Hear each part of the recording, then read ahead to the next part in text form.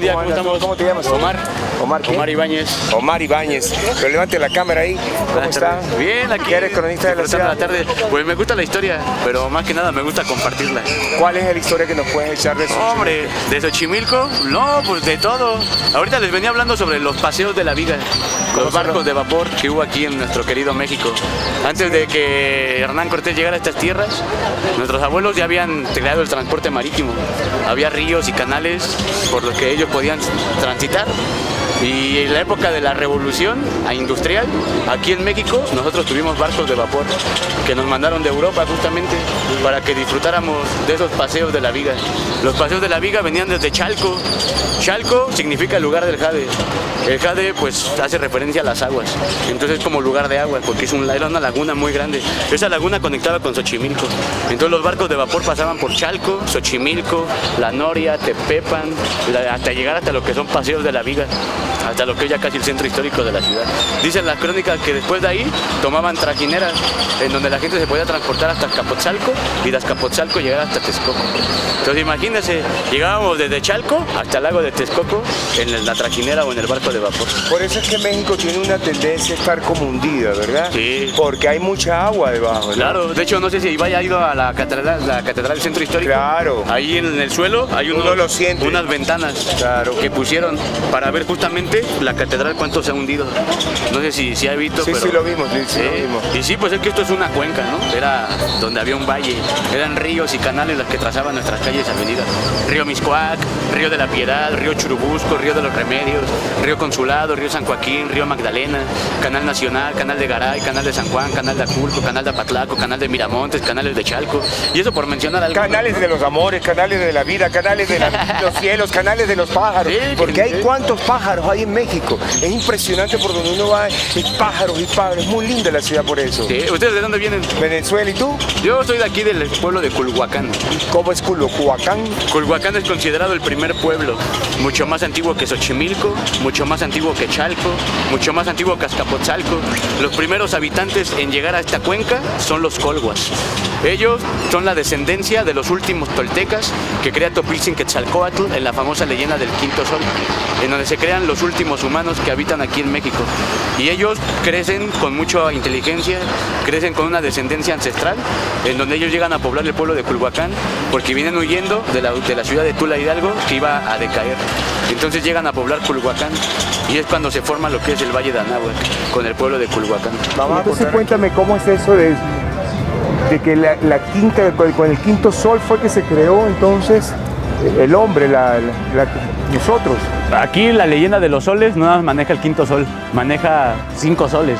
El primer sol es como lo que nos manejaban en los escritos antiguos de allá de la Biblia, por ejemplo, en la época en donde aquí hubo gigantes, en la época donde fue la época de la congelación, en donde los mares, los ríos quedaron congelados. Incluso se cuenta que el paso del estrecho de Bering, que conectaba lo que era Asia con América, y muchos de las culturas nahuas que sobresalieron antes de que Hernán Cortés llegara aquí, pues cruzaron ese paso. Aquí en México es el códice Chimalpopoca, en donde nos habla justamente de estos 5 soles. El segundo sol decían que fue un sol en donde la tierra se inundó de agua, pero no porque lloviera como allá en lo que fue pues, el Oriente o el Medio Oriente, ¿no? Al contrario, aquí fue el mar, el río, el océano que se vino sobre las tierras y fue lo que inundó pues, nuestro continente. El tercer sol marcaba que era un sol de fuego, en donde fue las erupciones volcánicas que acabaron con la humanidad en ese entonces. Cuenta la leyenda que los humanos se convirtieron en guajolotes. Y bueno, ¿Era guajolotes? que éramos guajolotes, nos convertimos en guajolotes justamente. ¿Y qué es guajolote? El guajolote es un ave pues antigua que aquí se utilizaba para alimentarse. En la actualidad lo conocemos como pavo. Mucha gente pues lo cena en la Navidad, pero su origen se da aquí en México, en lo que es el norte de América sobre todo. Entonces les mencionaba sobre la leyenda del quinto sol. Se maneja que en el quinto sol es cuando los seres humanos vuelven a renacer, en donde Quetzalcóatl baja al inframundo para encontrarse con Mictlantecutli y poder así traer los huesos ancestrales de hace más de 30,000 años para poder volver a crear al nuevo ser humano. Y pues es en esa leyenda donde se le da el origen a lo que son las culturas nahuas. sobre todo a los toltecas.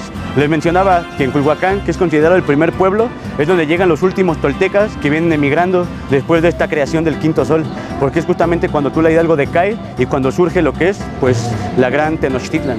Pero bueno, todo esto pues pasan muchos años, es un proceso histórico demasiado largo que pues tal vez no podemos minimizar esa historia. Claro. Pero ¿qué piensas tú de Hernán Cortés?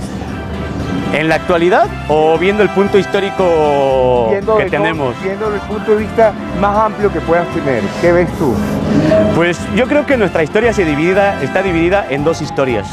Por un lado tenemos la historia de los viajeros que llegaron aquí a América, de las personas que escribieron crónicas a través de las cartas y de los testimonios que recopilaron en los puertos europeos, pero por el otro también tenemos nuestra historia antigua, nuestra historia mexicana, nuestra historia prehispánica. Lo curioso es que cuando Hernán Cortés y sus tropas llegaron a estas tierras, mucho de este conocimiento fue prohibido o incluso quemado. Y fue gracias a muchos mexicanos y también muchos extranjeros que mucho de este conocimiento pues sigue en pie. Pienso yo que si Hernán Cortés hubiera tenido una visión más amplia sobre lo que es el mundo que él habitó, no nada más hubiera apasionadose por el oro, por la plata y por las piedras preciosas que aquí encontró. Se hubiera impresionado tanto por nuestra historia y por nuestros conocimientos que México hubiera podido sobresalir como una potencia si Hernán Cortés hubiera tenido esa visión sobre el conocimiento que teníamos aquí en México. Pero también hay un punto de vista que dice que Hernán Cortés de alguna manera inventó a México. Inventó. Ese es un problema que yo siempre he visto con los historiadores, ¿sabes? Los historiadores tratan de darle un significado histórico a nuestro país comparándolo con la cultura de los europeos. Y nos olvidamos que aquí en México ya teníamos una historia ancestral desde antes de que Europa llegara. Y es muy curioso que digan que pues, México surge a través de un descubrimiento, o peor tantito, a través de que Hernán Cortés haya llegado a estas tierras, cuando aquí había gente tan antigua como los propios europeos. Yo no logro encontrar el por qué llaman Europa el viejo continente. Cuando esto pues era la Pangea, no solamente creció Europa, creció África, creció Oceanía, creció Asia y también creció América como una tierra única e independiente. Pero lo curioso es que nos tratan de explicar la historia universal como la historia de Europa. Y tratan de dar el sentido histórico a México gracias a que Hernán Cortés llegó aquí, cuando México ya existía desde mucho antes de que las culturas europeas llegaran a estas tierras.